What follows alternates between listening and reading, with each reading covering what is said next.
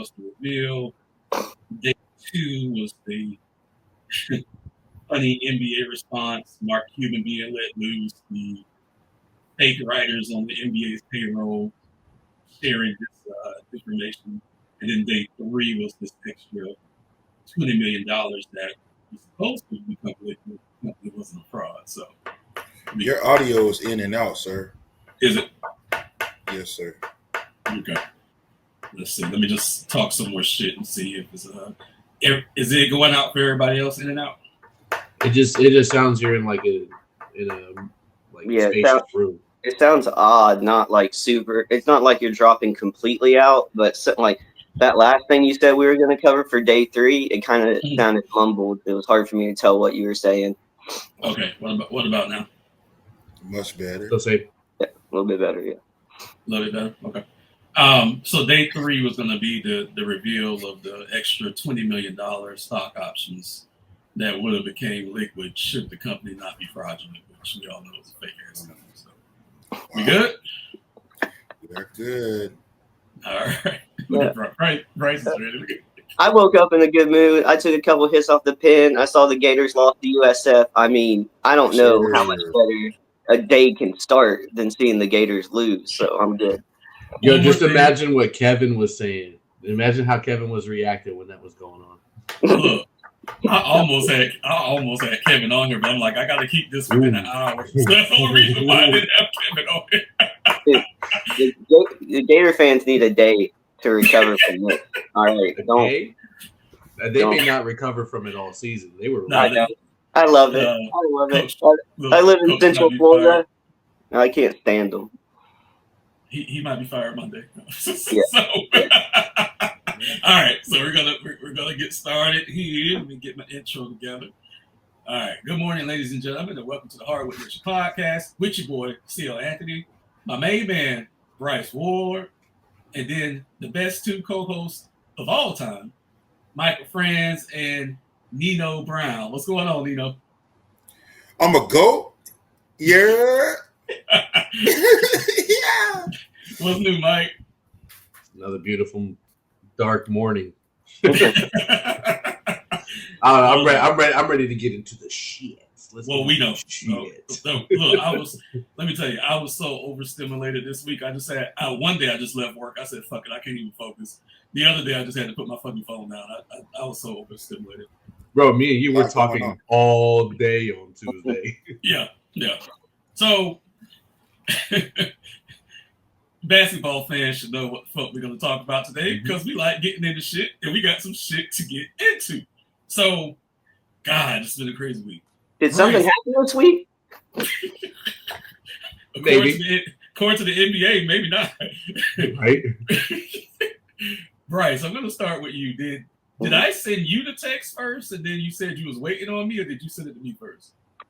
I can't remember if that was something else related to the story. I want to say it was the Mark Cuban interview that you sent me. Either way, I want to say I sent this to you. Okay. To start, I think I was happened to be up at the right time or something. But anyways, yeah, I think I sent this to you. I couldn't believe at first, like the scope of what was gonna happen just seemed insane. And to see the tip of the iceberg before watching the podcast or seeing longer explanations, just the brief initial caption, I was like, what is going on? And I pretty much immediately sent it to you because I knew it seemed odd enough to where this seemed like it was going to be a pretty big story. Got it. Pat, when did you get aware of it? When you sent me the link, that's when I was aware of it. Got it. Mike, we know you on the other side of the country. Around what time over there did you start seeing the shit? I woke up to the YouTube link that you sent, and then there's a message after that. And it was like, I want to say for me, it was like 7 o'clock in the morning. Okay. That's the unfortunate side of being on the West Coast and you guys being on the East. You guys wake up and get the news a little bit earlier than me sometimes. So Yeah. Also, I deliver bread, so usually I'm up around like 4 a.m. getting ready. So, That's I'm just sitting that around explains for a it. few minutes, checking my That's phone, funny. seeing what's happening, and I go, oh, this is what's Yeah. happening. So So you're delivering bread while Kawhi's not getting real bread. Yeah, but he's doing a lot for the environment, so it means a lot more than what I'm doing. Them Well, There you trees are go. important. yeah, he's a tree planting expert. I showed him everything he knows. He's a tree planting expert. So, um, I'm trying to see where to start with this. There's really no way to start except for holy. So I can't. All right, so here we go. Mike, I'm gonna throw it to you. Talk about this fraudulent company first. Well, so Aspiration. there's for this episode, I think I'm gonna keep it more sports than anything, because there's a whole different side to this. Like you and I were kind of talking about when we were texting and messaging back and forth.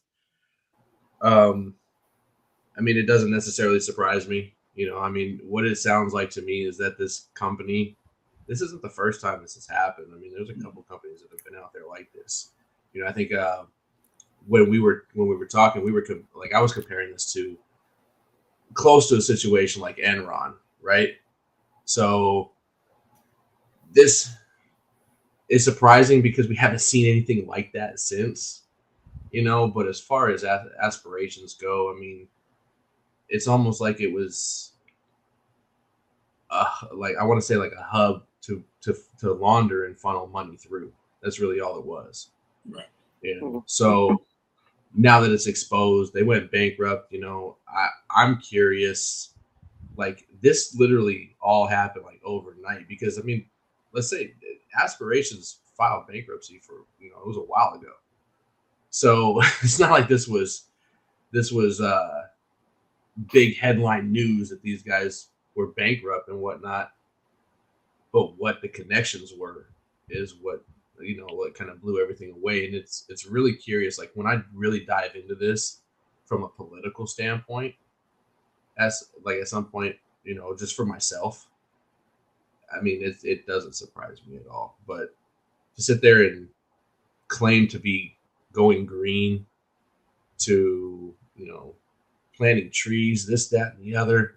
It was almost like a perfect setup to be able to funnel and launder money.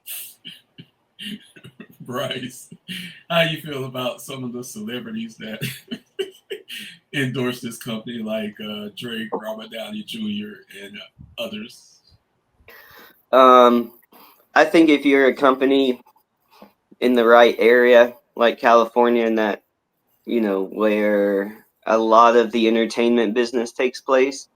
And I think if you say and do all the right things, and you have the right money, I don't really think people care or know to care what they're truly endorsing, or it's just easier to look the other way. Either way, I mean, these guys get paid to advertise. These guys get paid to entertain, and it's not. I don't think it's crazy to think that they'll just say and do shit for the money. I think that's pretty clear. So that none of that's surprising at all. It seems like this company, even as fraudulent as it was still ran pretty poorly. And so, in hindsight, it just seemed like a very messy and loose way to deal with some of this, instead of in other cases where it's it never comes to light. I mean, the, they could have been better off just peddling art, which is a big way to launder money. Some famous politician's son or something will just become an artist, and all of a sudden his art is worth millions of dollars. Things like this isn't that uncommon. So it's interesting to see the way it's all come to light and how it's so public because they filed for bankruptcy. Now they're being investigated by I think the SEC or what is it called? The SEC. SEC. So, yeah. So it's and then to have this long branch kind of weave into the NBA world where our attention is all the time, and so it's the way the story has come to light, the type of company company it is to have come to light in such a way. It's just nice to see a revealing instead of just all this smoke and mirrors and shadow shit that we can't see all the time. It's nice to see like just plain as day. There's the files. You can track the money pretty easily. It's not crazy enough to where we can't understand it. So it's been very interesting to see. And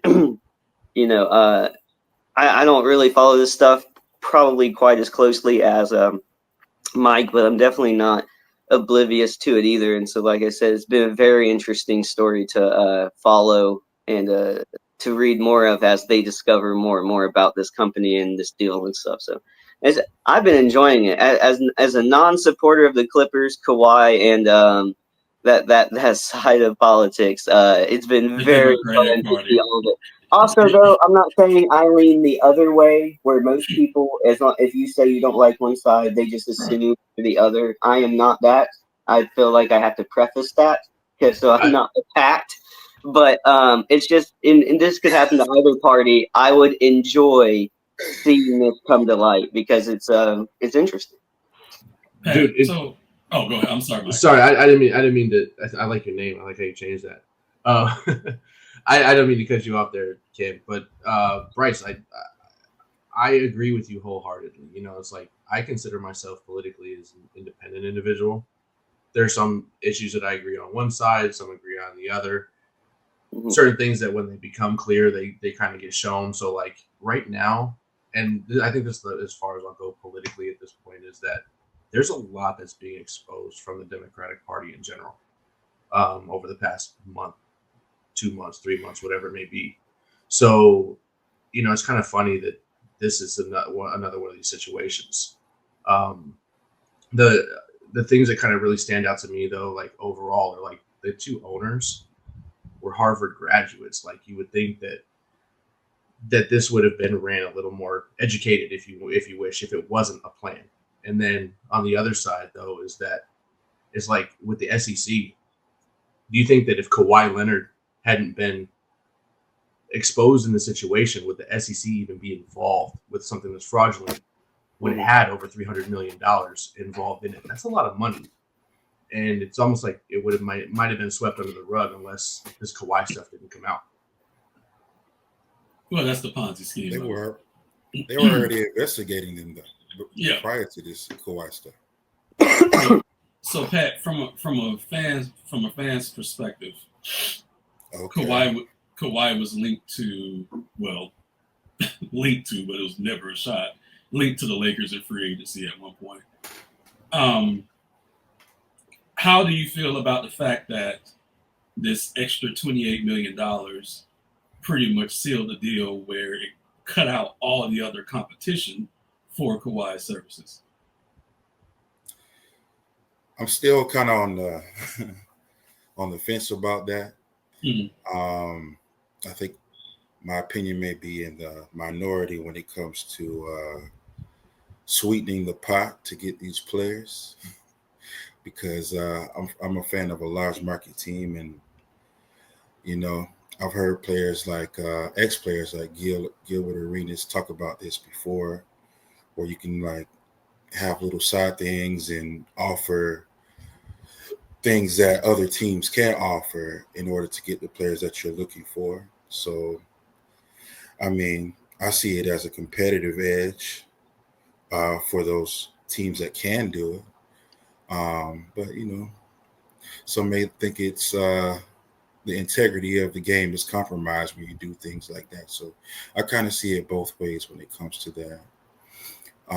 As far as the political side of it, the other guys touched on, it's not only Democrats that do things like this. If you've been following politics for a long time, you know, it's really not a party issue. It's just big, greedy, extremely rich people problem. It's not a liberal or conservative problem. It's a rich people problem. So, you know, you can throw blame on either side. This is just the newest story that exposed a particular affiliation to a party. So picking on a particular party regarding this, I think it's kind of, people use whatever situation they want to back up their point of view. But it's bigger than Nino Brown, bro. That's why I put my name in Nino Brown this morning. It's bigger than Kawhi Leonard. I know we're going to talk about that aspect of it because this is a basketball podcast, but this is way bigger than Kawhi Leonard, bro. Mm-hmm. And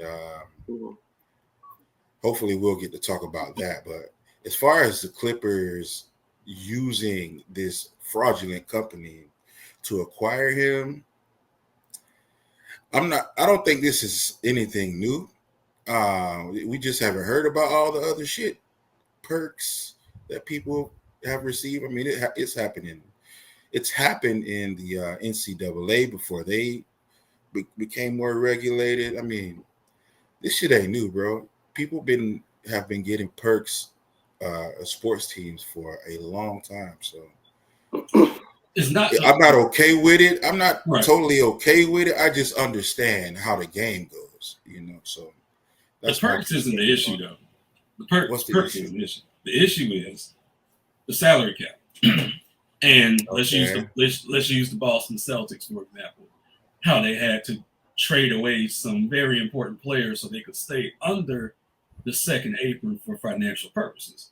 So that $28 extra million that Kawhi was getting wasn't on the books at all. You get what I'm saying?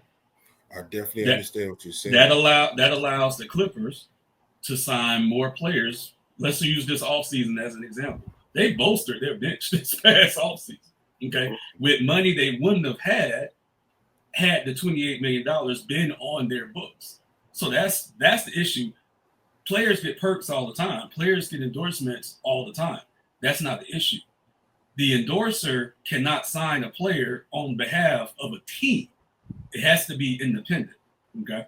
So I understand the rules. Rules. So we're going to get back to that point a little later. So Pablo worked on this for 7 months. Of course, I think the biggest flex was all the documents on the table. That was just absolutely hilarious. Yeah, 3,000 pages.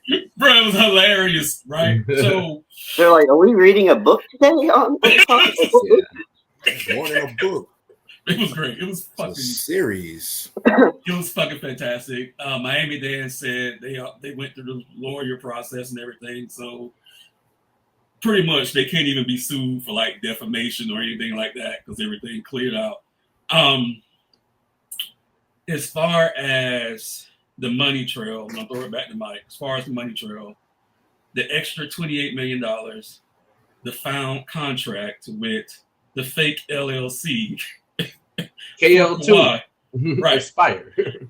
And then the God, I can't think this morning. The agent's name on that, of course, not the sports agent, but the agent of the company is Uncle Dennis. So we're gonna talk about Uncle Dennis a little bit.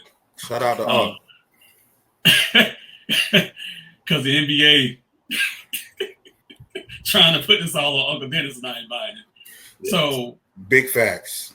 So Mike, as far as that contract that wasn't even supposed to be found or created, what did you think about that? Because that's a smoking gun. Oh, it definitely is. I mean, it exposed that Kawhi didn't have to do a damn thing at all, right? He just needed to be a Clipper. That was the biggest thing. It's like that's what kind of exposes it to me, that what you're talking about in the sense of signing a player that's not, with direct exclusivity from the team itself. Like it's that circumvention was clear at that point. But using Uncle Dennis as the scapegoat. Now, I'm not saying Uncle Dennis is the most intelligent individual because we've seen some shit happen with him, but to use him as a scapegoat, I think is completely unfair. Got it. Bryce, how did you feel about the revelation and the specific terms of the contract that stated should he leave via free agency or be traded, that contract is void? I'm not sure how rare that is for even like small sponsorships. Like if recently traded Cole Anthony from the Magic. He had some like small commercial with a local moving company kind of thing over here, and it's like, would that obviously that contract or whatever they had would probably be voided if he didn't play on the Magic, that kind of thing. So I don't know if that stipulation of this situation or that this contract is if that's super rare. However, not knowing enough about it, it definitely doesn't help create a benefit of the doubt. It looks as if it helps, do exactly what we've already said and not circumvent the cap for the sake of the Clippers. That's what it appears to be. I just can't say for sure if that's like a weird stipulation to have for any kind of endorsement deal for a team that's local. So I can't say for sure that's like the ultimate smoking gun. However, for not knowing as much about it, and I'd say in the court of public opinion, it definitely doesn't help their argument. It definitely seems to be another nail in the coffin. Like I said, legally, and in how much trouble they can get in through from the NBA about it. I don't know enough about that to say it's odd enough. I just said it doesn't look bad, or it looks bad. Well, that's part of the spin that the NBA did as far as sending these guys out saying that, oh, this is nothing bad and this happens a lot. As far as those specific contract terms is absolute bullshit. Pat, as far as the $28 million over, I believe, 4 years to Kawhi that they haven't even finished up yet. They haven't finished up yet. Huh? Yeah, they still own the final payment. How significant was it when you found that out? The $28 million? Well, the actual contract. So, I don't understand the question. Okay, so instead of doing a hush hush handshake deal, you have an actual contract with the terms specifying what's going to happen over the next 4 years. So I'm saying, how significant is that to the investigation? Because it's not hearsay. Oh. We have the actual document that came from an insider in the fake company. Okay, so this is somebody used the term earlier, the smoking gun. This is what exposed everything, setting up the LLC, KL2 Aspire,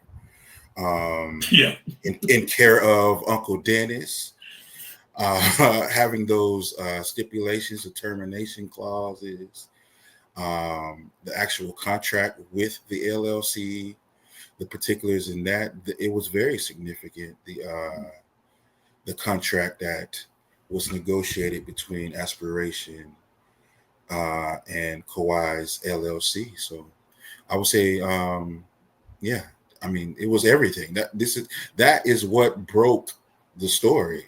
Kawhi's involvement. The amount really wasn't the issue.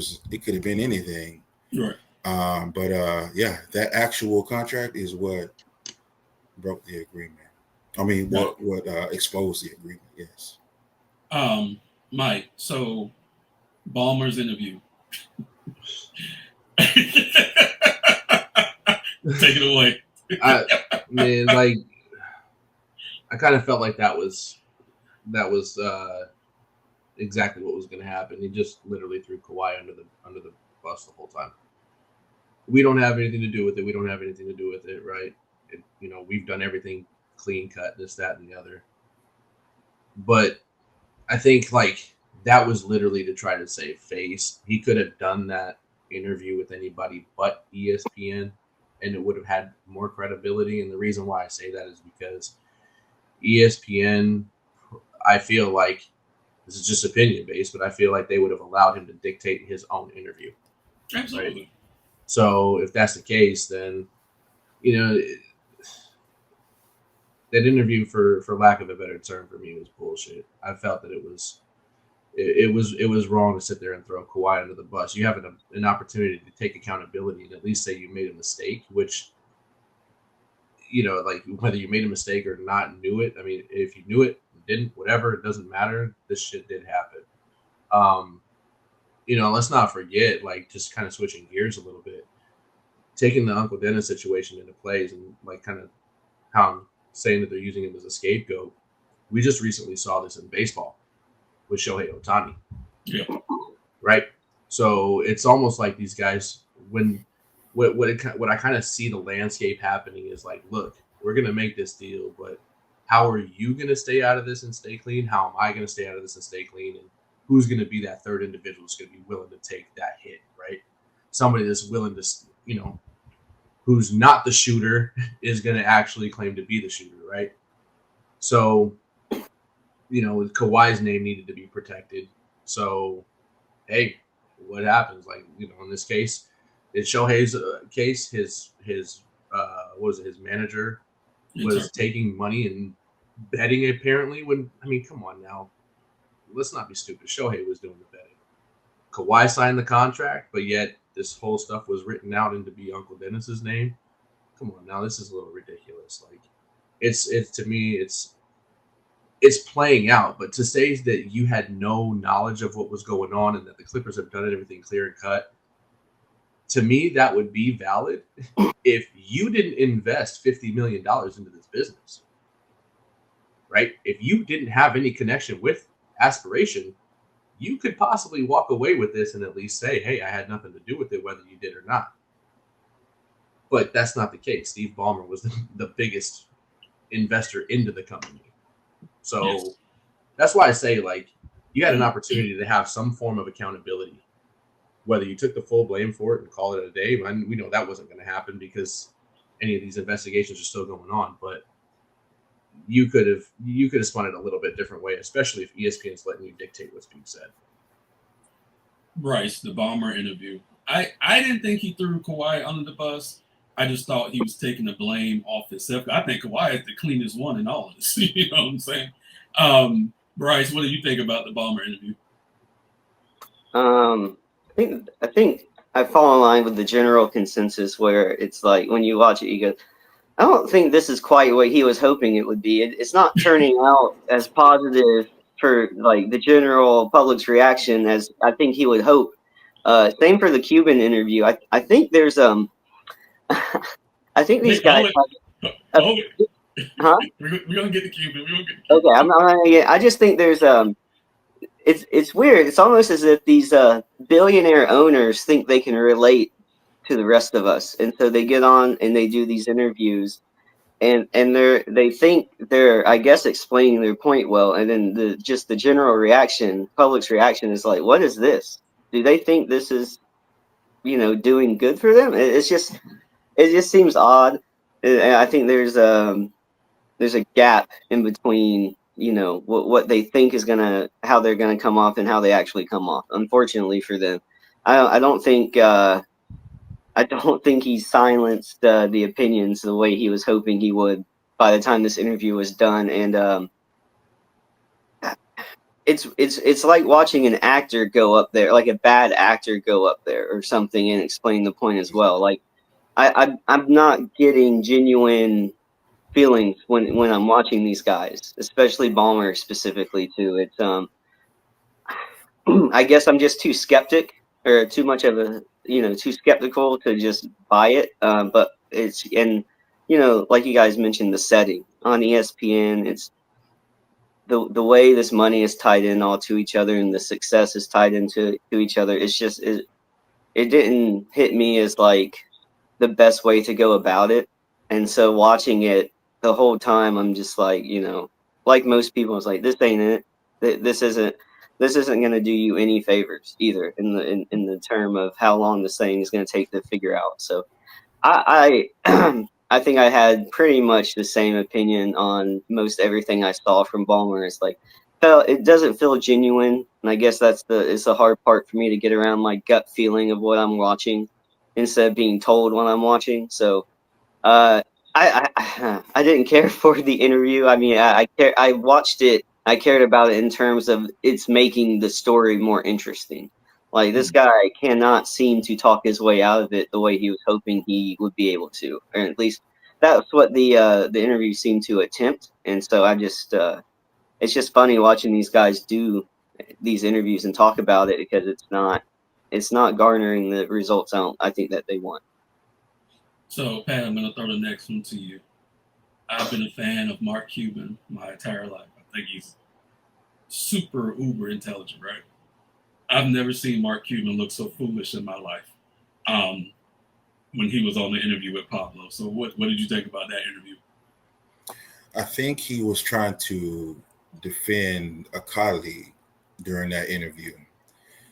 He had a different perspective. He kept using his experience being defrauded.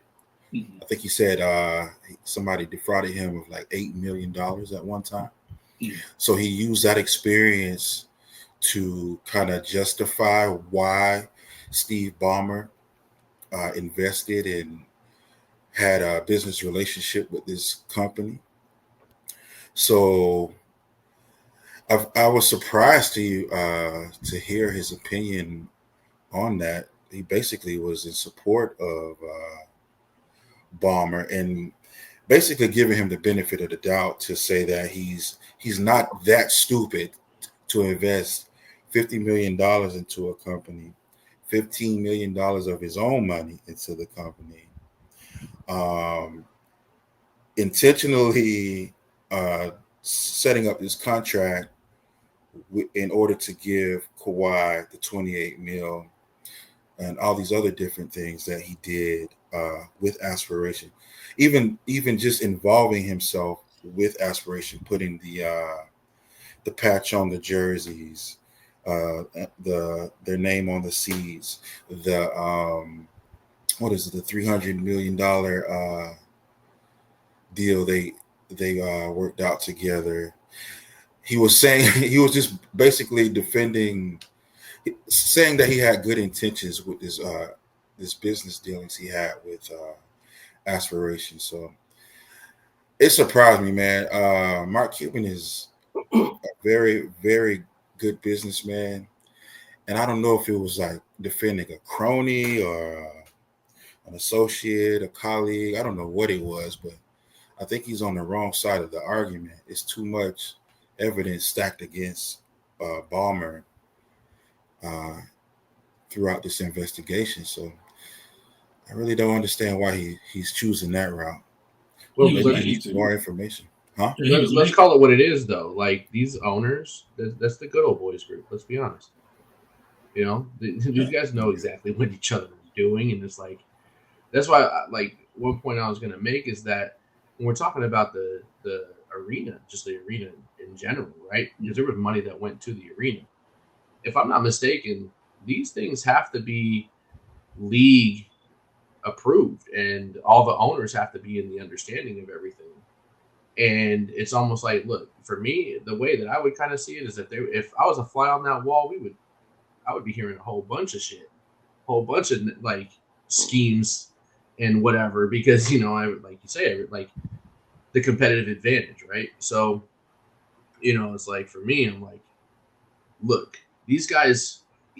This is why it's bigger than just the Clippers, Steve Ballmer, and Kawhi Leonard, because I feel like these owners probably had a little bit of an understanding and kind of saw what was going on. These guys aren't stupid; they're rich individuals, and it's like, okay, you want to do that, go do that. But if you're going to get in trouble, just make sure I'm clear of it. You know what I mean? Like I kind of feel like that's what happens when you get these owners in the room and let them talk money.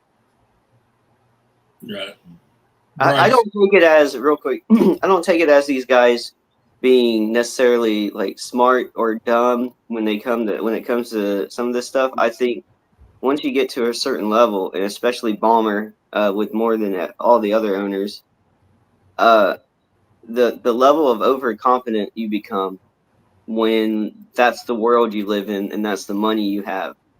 I think it's a weird overconfidence in yourself and what you're capable of, that it's like maybe Ballmer isn't being stupid in the sense of just being messy, but he's being stupid in the sense to where he thinks he can get away with anything.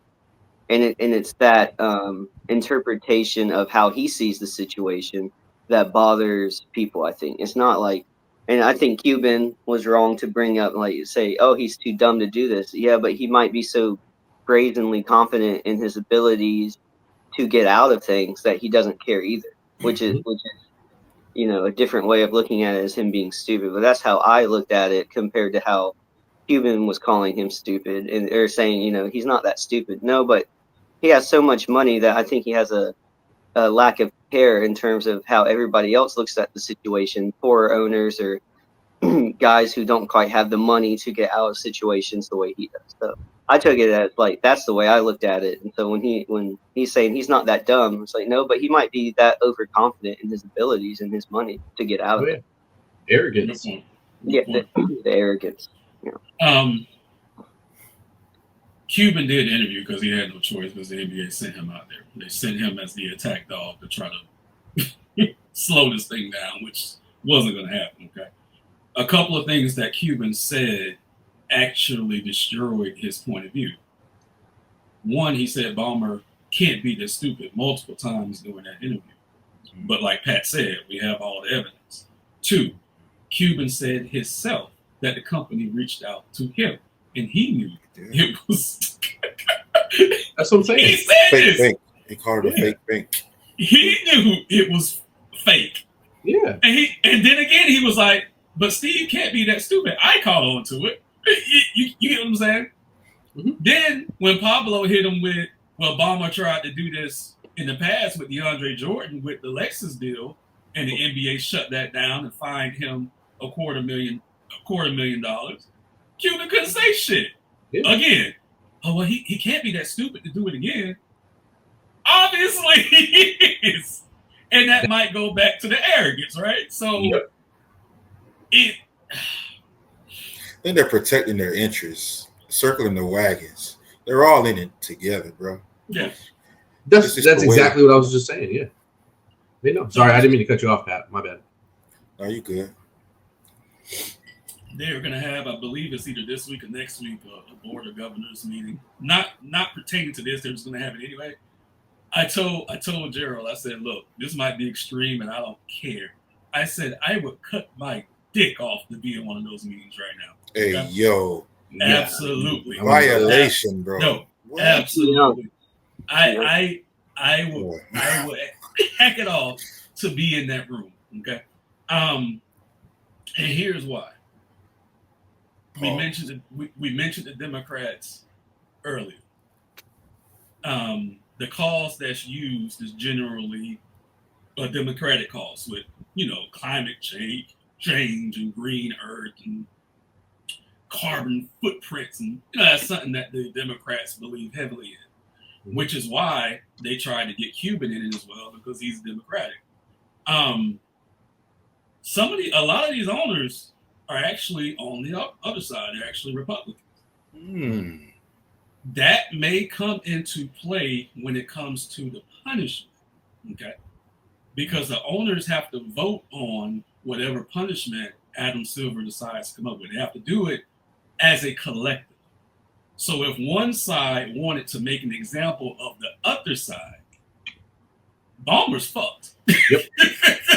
He is absolutely fucked because Silver has to do what the owners want. This is not a unilateral decision by him.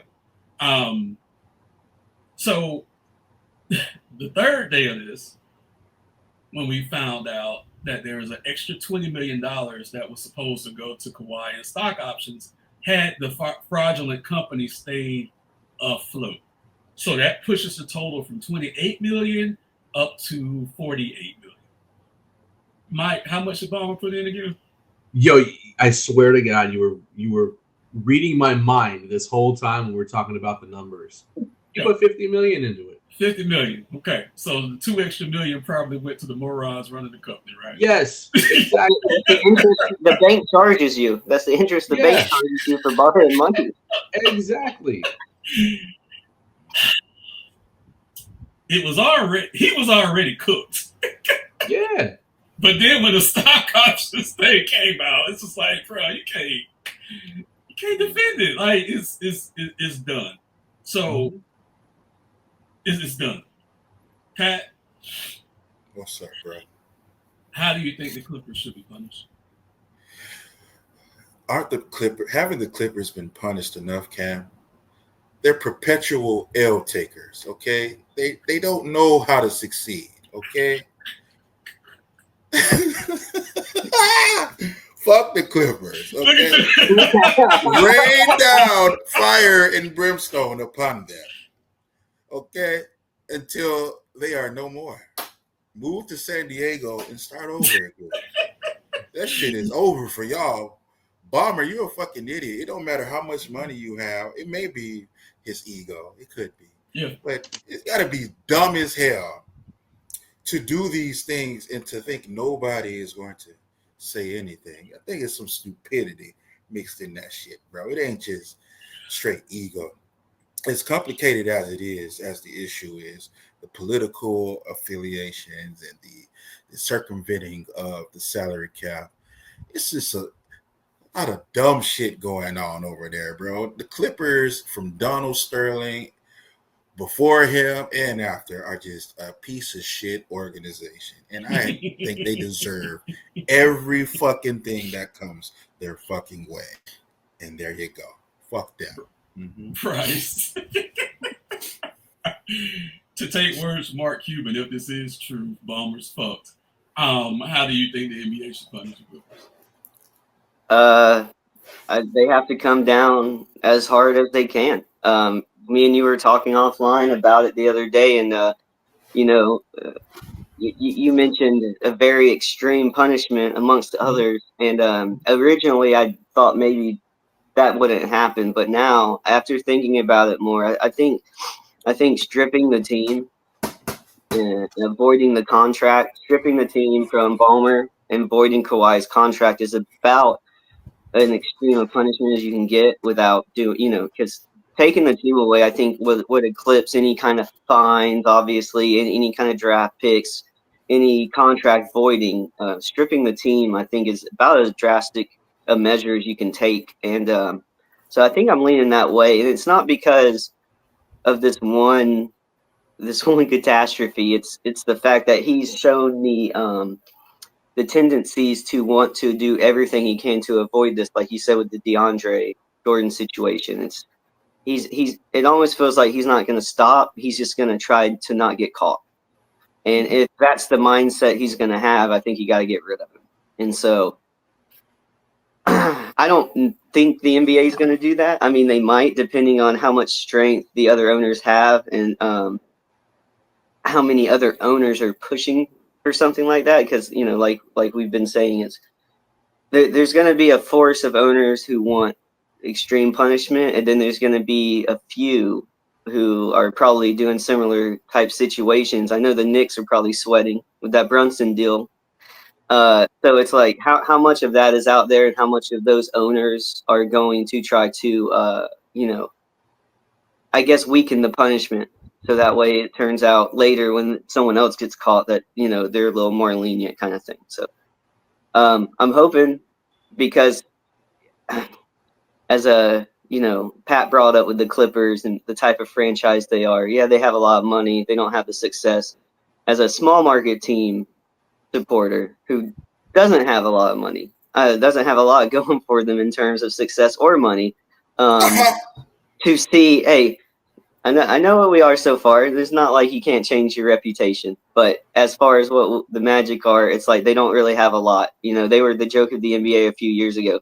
To see a team and an owner like Ballmer come in and circumvent all the cap and all the apron situations that they put into the new CBA, where they're trying to create parity in the NBA. The whole point is to create the parity. If you have teams and owners directly going around the vision that the commissioner has for the NBA going forward, I don't see a way around coming down as hard as you can to make a point, because they can't have this going forward if they want to keep going with the image and in the direction they want to take the NBA in. It directly goes against what Silver's wanting to do. And so as a commissioner, I don't see a way around coming down hard on them. And like we said, I would imagine the majority of the owners, even if it's a 60-40 or 55-45, whatever, I would imagine the majority of the owners are going to come down to the same opinion, that you got to come down extremely hard on this team. You have to send a message, because it's egregious. It's not even a small amount. It's egregious. It was a high target free agent. It's a lot of money. there's so much smoke around it. It's so public at this point. It's so tied into all these other things. I don't see a way around coming down heavy-handed. So Yeah, Mike, I'm going to go to you next, but I just want to say this. The punishment that I said is that they need to nuke the whole team. Strip ownership from Bomber, fire everybody in the front office, take away draft picks for the next 5 years, and void that contract. They just got to nuke the whole goddamn team. Anything less than that, I can't believe in the league anymore. And my faith in the league is already thin, okay? But I just can't. They have to nuke the fucking team. Bryce, so your team is interesting in this. And the only reason why I say that is a smaller market team. Due to financial reasons and reputation reasons, sometimes you guys have a hard time getting free agents, right? Mm-hmm. Mm-hmm. The owners of your team are huge donors to the Republican Party, which goes back to when these owners meeting come up, this governor's meeting, it's going to be a line drawn in the sand. And I don't think, because Bomber's been in the league 8 or 9 years, I don't think he has enough clout to fight some of these other owners. Okay, just throwing that out there. He's got enough money. Mm-hmm. I mean, he'll be fine. They strip him on the team. He's going to be okay regardless. But I just think if one voice is louder than the others in there, I think he's going to be gone. But he needs to be gone anyway. So, Mike, the ridiculousness of this extra $48 million, right?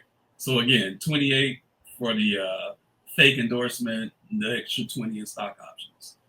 All Kawhi had to do, or Uncle Dennis for that matter, was to send out a few tweets endorsing the company, make a fucking fake commercial endorsing the company, and the validity of that contract would not be in question.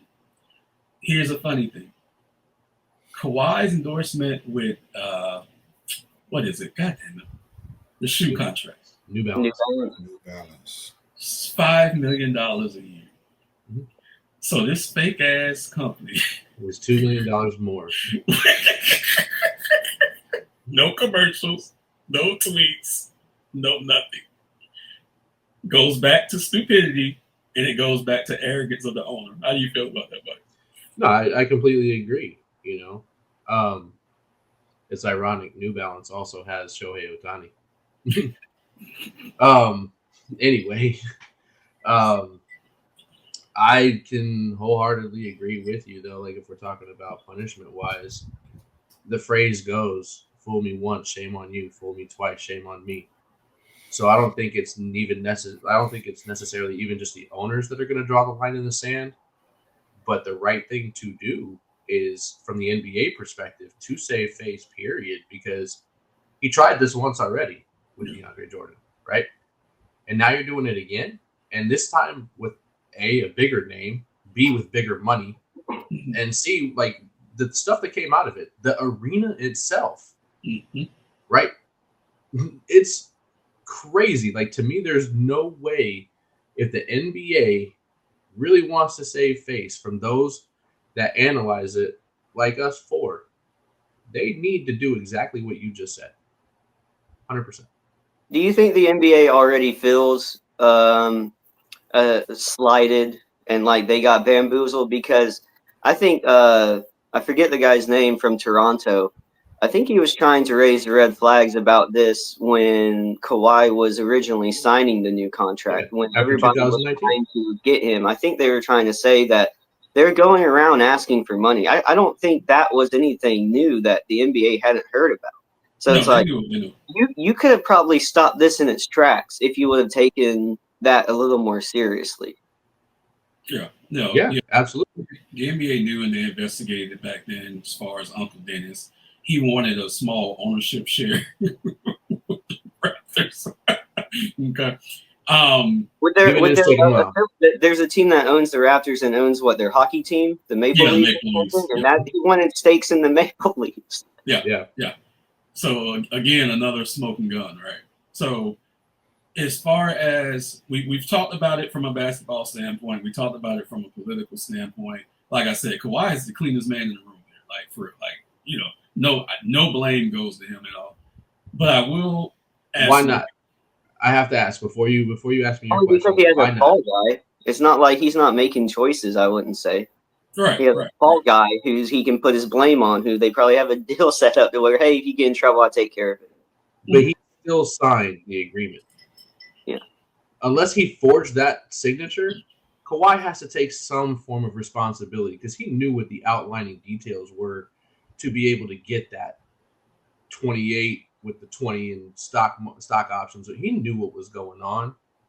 He had to have. If he signed that, did you when you bought your house, anybody who bought the house, did you not read over the contract of what was going through that? When you buy a car, did you not read that contract? Most people may not, but some people, when you're talking about money that large, not only should they, but they do, and they have their lawyers look over it. So there's other people that are involved that really had a responsibility that if Kawhi didn't read over, they needed to tell him. So, like, if you put your name to that paper, you have to take some form of responsibility for it as well. You can't be in the dark completely. Well, the contract had stipulations in there. He didn't have to do any of those things if it went against his personal beliefs. Right. And the way they worded it, it basically made it just I don't know the right word, but he didn't have to do shit. He just had all he had to do. It absolves him from responsibility of having to hold up certain stipulations, and all he had to do was remain a Clipper. That type of contract is like the gentleman that was on there with Pablo and Hassan El Amin. Yeah, the guy who read the contract. Yeah, he right? used to run the Marlins. Yeah, right, exactly. David Sampson. Yeah, David Sampson. That man literally said, "Look, these numbers are crazy." He's like 50. If you wanted to, you could do 50 pictures. He's like, when these contracts come out, it's usually 1,500 or more, right? You'd make these tweets. It's usually a lot more than that. And it was all, of course, if you wanted to, if it didn't go against whatever you were feeling at the moment, right? Which absolves him from the responsibility of having to do it. But even those numbers, Kawhi has to do certain things for New Balance. Mm-hmm. Those numbers were so low that the whole contract was completely off. And that's what I'm saying. Like, as an athlete, when you're signing these contracts and putting your name to it, these can all look similar, and then this one that's different, you're not going to question. So I'm not questioning whether or not he's innocent. I'm saying that the contract covers his ass. Yeah. He didn't have to do anything. He just collect the checks. Well, of course. Yeah. No, he's going to get away probably in some similar ways legally that Ballmer can just plead ignorance of, in the same sense. But it's like the NBA doesn't even need hard evidence. They can have circumstantial evidence as worded in their CBA to make a decision. So it doesn't even matter. But yeah, like legally, I think maybe Kawhi and Ballmer can each separate themselves legally from trouble, and it can be put on the company, and if they want to, the uncle, of course. Yeah. Those are the fall guys. However, I think just with what Aspiration paid their other advertisers, the insider who they had the voice of, they said even if you combined all the deals that all the other people got, we're talking Drake, Leonardo DiCaprio, RDJ, all these high-end premium talent, and Kawhi's deal eclipsed all of them combined. All of them combined. And to give Kawhi all the clauses to say, hey, you don't have to do this, of course, but to give him the biggest contract, it's like all of that doesn't make sense together. And it's like, yeah, if you give him maybe $3 million or $4 million or maybe his New Balance deal, and then he can get out of that, that makes sense. Getting out of even just the $28 million alone to give him the out, and for him to make so much more than the other people, that part is bananas too. Like it's all like, yeah, they might get out of legal problems with the way they've structured the deals and everything like that, but I mean, to not think that they didn't know or to not know what was going on, I mean, that's just insanity to me. With the amount of money they can't hide it like that. Like if it was 5 million or something low, like everybody else was making, I can kind of get behind that, but not for 28 million. That's crazy. 48. Well, yeah, combined, but it's like the guaranteed was like 28, then the 20s in stock options, which we saw they don't get because the company is went bankrupt. Exactly. So the legal aspect is where we're going next before we wrap up. The company went bankrupt. Some of the financial team is the one that alerted the SEC and said, "Hey, something's not right here." I believe it was a little over $300 million that the company blew through, lost, mismanaged, whatever. How much did they give to Ballmer again for that arena? 300 million plus. 300 plus is what they said. So nice arena. Nice arena. So then what happens with the arena? It was over like 20 years or something. It wasn't like right. What happens with the actual arena? There you go, Mike. So Orange County may have something to say about that if they have to foot the remaining $300 million from that deal. Yeah. So there's going to be heavy legal repercussions from this. Ballmer may be sued. The other one co-owner of Aspiration is in jail. The other one may go to jail if he don't flip. Oh, he's going to. They're probably going to hammer Uncle Dennis. This ain't over, folks. No, it's far from over. It's far from over. But here's the interesting part, though. The NBA starts next month. Preseason is next month. Like, how quickly do you want to wrap this up before it becomes a distraction, or before something really changes for the Clippers, where ownership could change? If they decide to nuke the team, like you're talking about, something has to be done before the season starts. So we're not talking about something that's going to linger on and on and on. Something needs to be decided like ASAP, right? If they're going to do something like that. The legal side of it, like Cam said, with like, you know, how the county has to deal with maybe what this looks like, and if they got defrauded out of all this, or they're going to be liable for all this money, that could take months, maybe even years. I do think the NBA on their end has to make a decision for just the egregious acts on the that's what I'm getting to. Side of it. Yeah. That's what I'm saying. The NBA's decision needs to happen soon. What happened with Donald Sterling? Was that like a mid-season thing, or was that an off-season thing? Oh God, that was off-season, I believe. Yeah. Okay. Well, it started in the season, and then went into the off-season. That's okay. Right. So but that's a little bit of a different situation, because that was based on racial remarks, where they can play through that decision being made. They can still, do what they need to do and handle business the way that they need to. But this type of a situation is completely different, because now you're talking financial stipulations. You're talking about an arena situation. You're talking about a city situation, your county situation. Like, you've got so many hands in this financial bucket here that that's a little bit more heavier than some racial remarks. They got business can't continue despite all of those things. No, they're going to play. We're not saying they're not going to play, but what I'm referring to in the sense of the NBA's decision, if they needed to nuke the team or do whatever they're going to do, and Kawhi becomes if they void Kawhi's contract and he becomes a free agent, what's going to end up happening with that? It changes the landscape of how the team gets ran overall. From that standpoint of the competitiveness, Kawhi gets made a free agent. What are you going to do to fill that spot? Right? There's certain things that are a little bit different than what I feel as far as the situation with Donald Sterling. And Kawhi could re-sign with the Clippers. It would just feel like you can get rid of it would be for a lot less. Yeah. What's up, Bryce? I'm sorry. I felt like with the other situation, it's like there's like a head of the snake, like a one guy kind of where you can get rid of that guy, and it's a lot less sprawling of a situation compared to the money invested in the ownership of the right.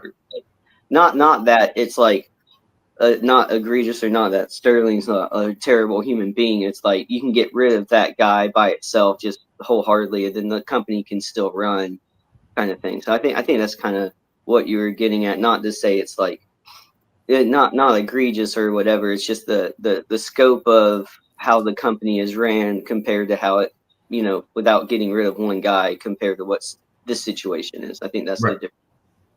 Yeah. So one last question before we wrap up. Are you guys shocked that Silver hasn't done the pressure yet? Pat, you go first. No, I'm not shocked.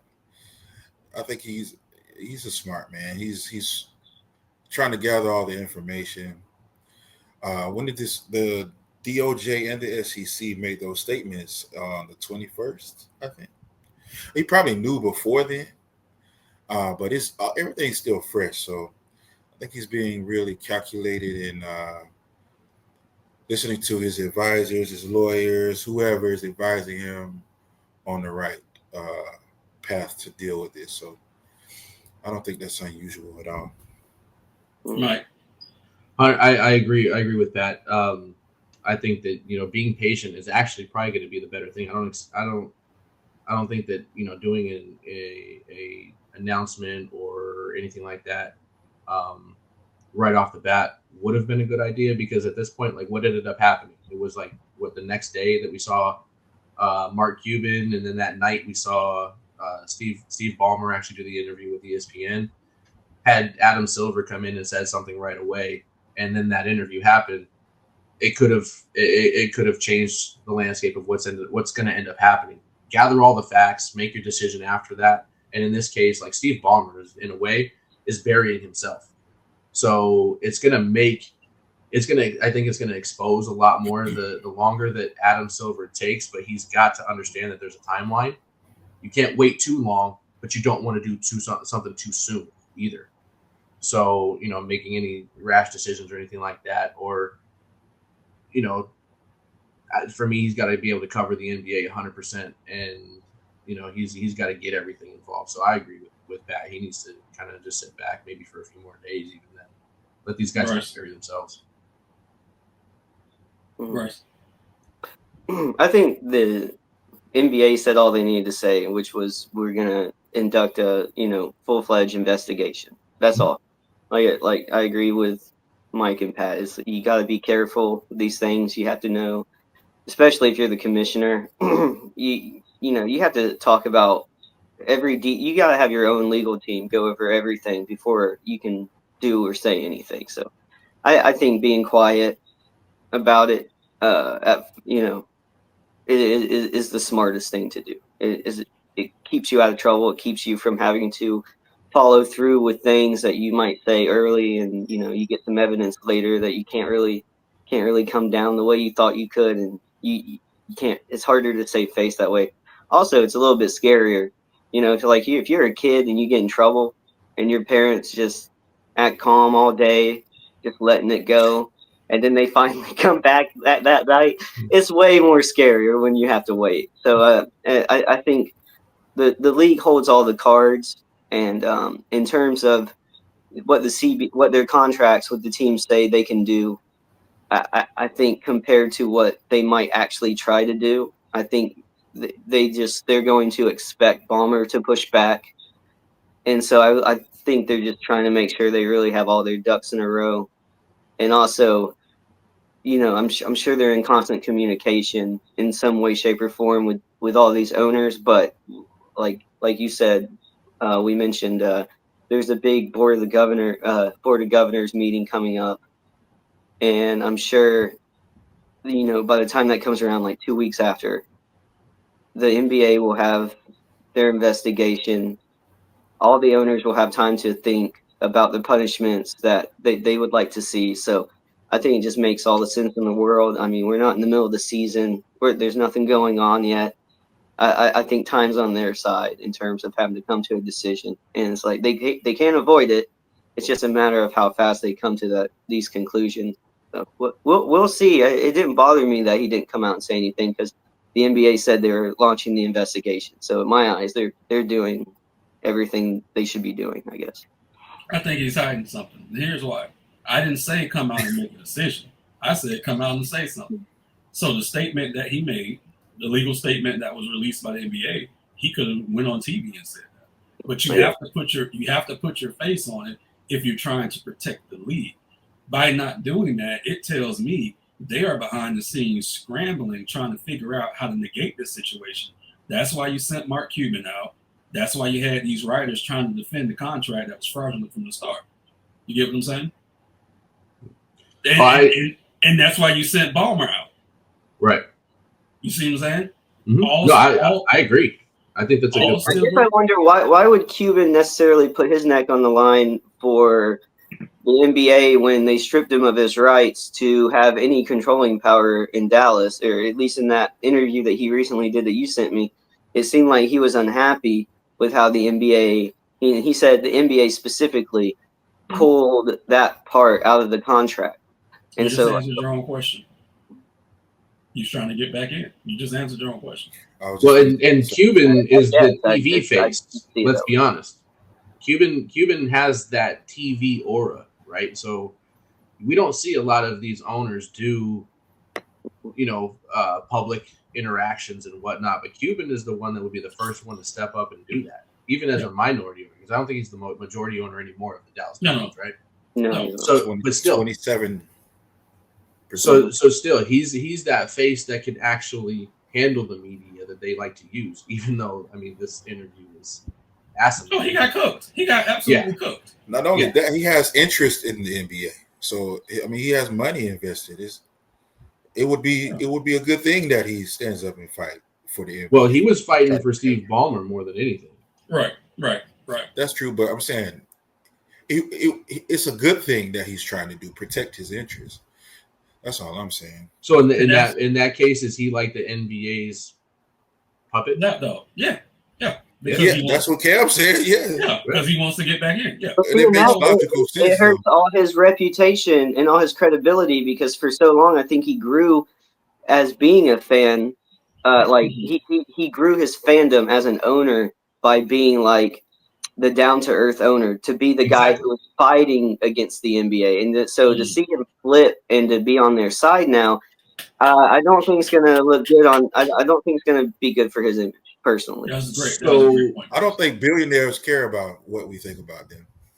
Oh, I think certain ones do that, like Mark Cuban goes out there to put his face out there. Not all of them. I agree with you. I don't think they care as much, but that to be in the media at all, I think is a desire at some point deep down to be like, I want to be liked, I want to be in the spotlight.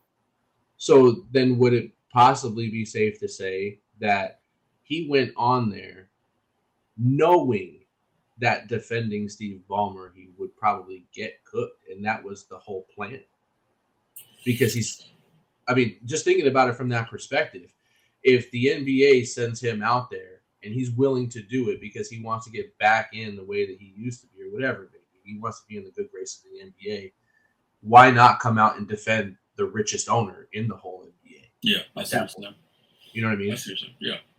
And that's why I feel like Ballmer should have done an interview. Cuban shouldn't have done an interview. Silver should have came out publicly on camera. Whatever was said in that statement, say that. No questions. If this is true, we're going to come down with a harsh punishment. You don't got to go into the details what the punishment is, and that's it. And then no one else says anything. But by sending Ballmer out, by sending Cuban out, it made it worse because both of them got cooked. Yeah. You get what I'm saying? So you have the fan perspective, and then you have the business perspective. So right now, they're protecting the business. Fine, I get it. But from the fan perspective, all of it's foolish. Every fucking bit of it is foolish. Well, the fan perspective of individuals like us analyzing it from a different perspective than what you would be as an actual fan of the Clippers, right? As an actual fan of the Clippers, as a diehard fan of the Clippers, growing, whatever, you grew up watching them, you love them, etc. It doesn't matter why, but you have that love for that team. Those individuals have an interest in what Steve Ballmer wants to do to defend himself, whether or not it's going to sound foolish or not. They're curious because it keeps that drama going. It keeps that lifeline going for what's going on here is what's being presented. Like, you're 100% right. The easiest clear-cut thing, don't let these guys talk. Right. NBA, Adam Silver, just say, hey, we're investigating. Call it a day. SEC's involved. So they did it in reverse. The Clippers released a statement, then Ballmer came on TV. No. Ballmer shouldn't have came on TV.